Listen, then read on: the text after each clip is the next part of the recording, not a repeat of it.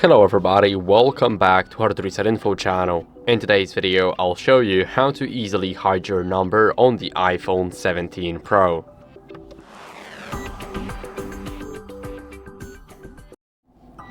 So first, what you guys want to do is go over to the settings.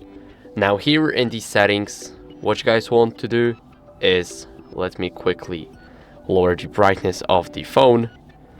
And what you want to do in the settings is we want to scroll all the way down until we see the apps.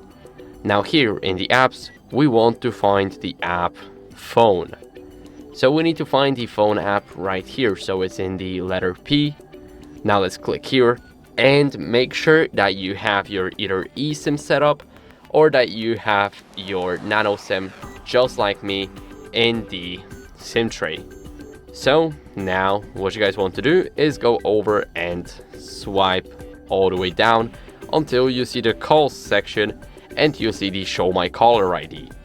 Now right here we can disable the show my caller ID, and when we disable it, then we basically hide our number.